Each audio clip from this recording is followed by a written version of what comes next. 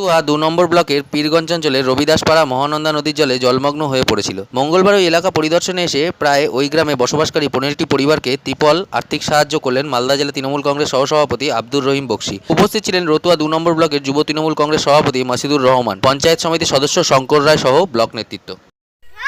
পীরগঞ্জ অঞ্চলের মহানন্দা যে high school আছে তার পিছনে নদী, এই যে নদীর জল বেড়েছিল, সে বাড়ার ফলে এখানে একটা রবিদাস পাড়া আছে, পুরো প্লাবিত হয়েছিল, ভেসে গিয়েছিল।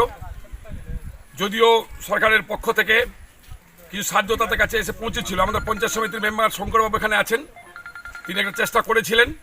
পরবর্তীতে উনি আমাদেরকে বলেছেন যে আরও কিছু লোক যারা এফেক্টেড হয়েছিলেন তারা এখনও সেরকম সাহায্য পাননি, যাদের ত্রিপুরা একটু প্রয়োজন আছে। আমি যুব সভাপতি মাসিদুর রহমান সাহেবের সাথে কথা বলে আজকে আমরা এখানে এসেছিলাম। শঙ্করবাবুর নেতৃত্বে আমরা এখানে এসে প্রায় 14টা পরিবারকে আপাতত আমরা একটা করে ত্রিপল তুলে দিয়েছি, এবং এখানকার মানুষ খুব দুস্থ গরিব মানুষেরা আছেন, তাদেরকে খাদ্য সামগ্রী কিছু দেওয়ার জন্য আমরা ব্যবস্থা করছি সবাই মিলে। যত তাড়াতাড়ি দ্রুতগতিতে আমরা আমাদের যুব সভাপতি, আমাদের এখানে পঞ্চায়েত সমিতির সদস্য সবাইকে নিয়ে একসাথে তাদের পরিবার যাতে একবার কষ্টের মধ্যে না থাকে সে ব্যবস্থা আমরা করব।